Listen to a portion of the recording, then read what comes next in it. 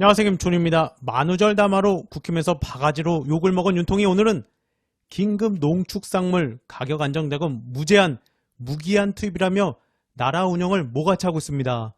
무기한이 설마 4월 10일까지 기한이 있는 것은 아니겠죠?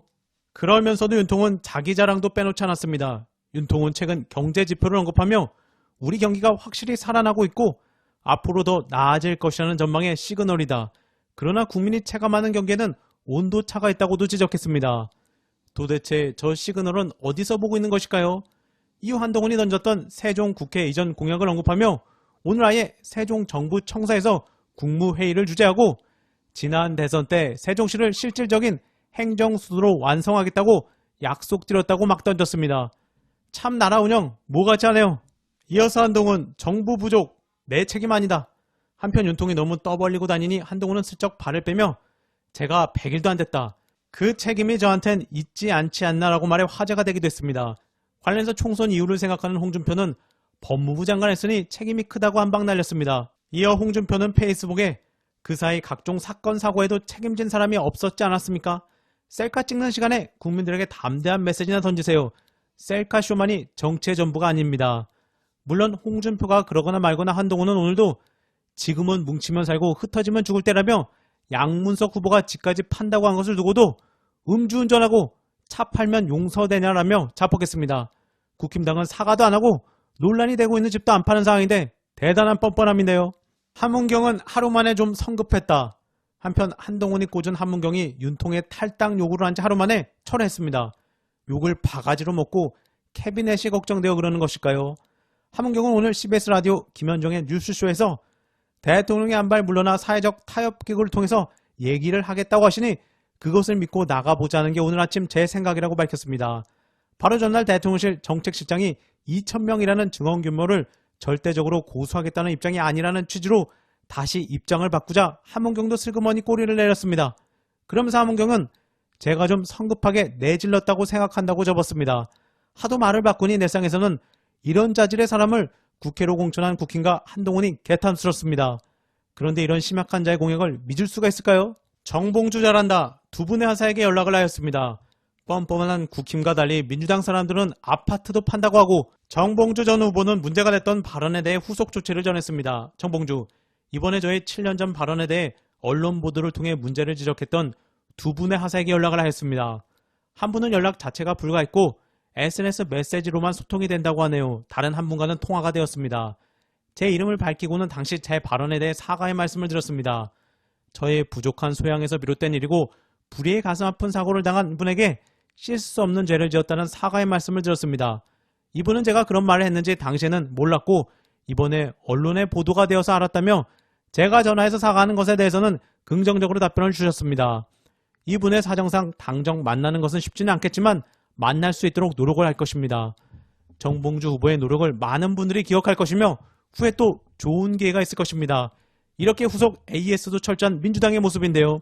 이 내용이 많이 알려지면 저쪽에서도 아차 싶을 것입니다. 이어서 부산 전재수 바람 대박, 해병대 전후에 잘한다. 해병대 출신 김웅국 씨가 저쪽에서 똥볼을 차고 있는 가운데 해병대 전후의 분들이 부산 전재수 후보를 지원하는 장면이 화제입니다. 전재수 후보는 해병대 출신으로 전국에서 모인 해병대 예비역들이 멋지게 전재수 후보를 응원하고 있었습니다. 한편 현장에서는 서대문갑 청년 후보로도 나왔던 해병대 나온 김규현 님도 같이 나와서 지원 유세를 벌였습니다.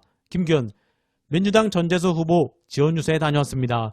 최상병 수사회 앞 런정섭 도주세서로 무너진 해병대의 자존심과 명예를 회복해줄 해병대 출신 전재수 후보를 응원합니다. 우리 해병대 예비역들이 이렇게 모였습니다. 최상병을 위해, 박정훈 대령을 위해, 우리 대한민국 해병대를 위해 전재수 국회의원이 필요합니다. 자식을 군대 보내고 마음 졸이는 부모님을 위해서도 전재수 의원이 필요합니다.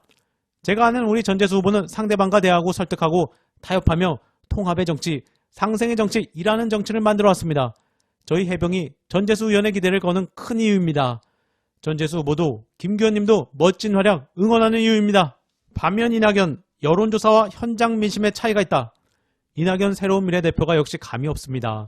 이낙연은 제3의 세력들, 건전 세력들에게 캐스팅 보트를 주시는 것이 국가를 위하는 길이 될 것이라며 지지를 호소하며 최근 3지대 후보들이 지지율 고전을 겪고 있는 상황과 관련 거대 정당 두 개가 죽느냐 사느냐 싸움하다 보니까 국민들도 두 편으로 나뉘어서 싸우고 있고 중간에 끼어있는 건전 세력들의 숨쉴 틈이 점점 좁아지는 대단히 불행한 양상이라고 진단했습니다. 그는 또 여론조사 결과와 현장 민심은 차이가 있다고 짚으며 여론조사는 무시하면 안 된다면서도 실제로 길거리에서 만나보면 연령대에 따라서 많이 다르다. 특히 젊은 층은 집단적인 생각보다는 개별적으로 개인으로서 판단되는 경향, 민주당 절대주의에서 벗어나는 경향이 확연하게 보인다고 주장했습니다. 현장 바닥 민심은 더 안 좋을 텐데 역시 감이 없습니다.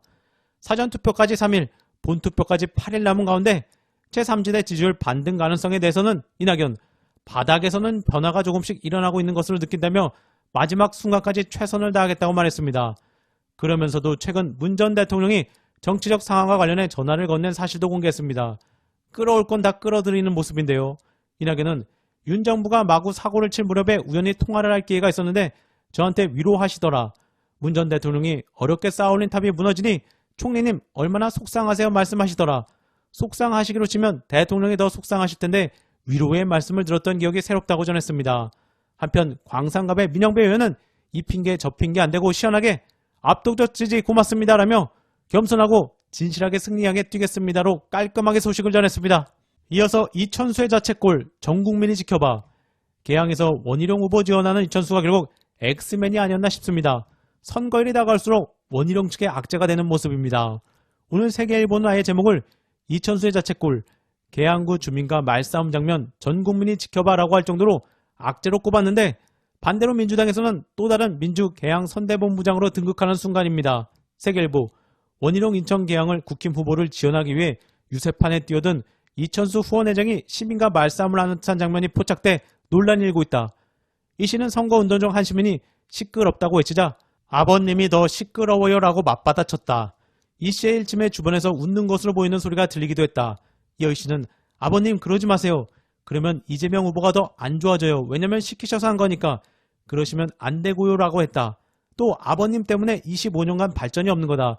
국힘은 권력자를 뽑는 자리가 아니라며 개항 국민 여러분 이번 국회의원 선거는 개항에서 일할 수 있는 일꾼을 뽑는 자리라고 힘줘 말했다.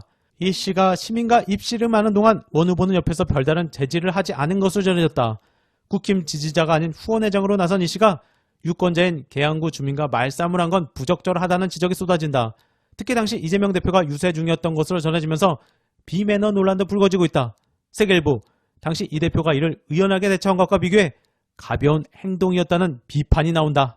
이거 이천수도 아주 잘하고 있네요. 이번 영상은 여기까지입니다. 감사합니다.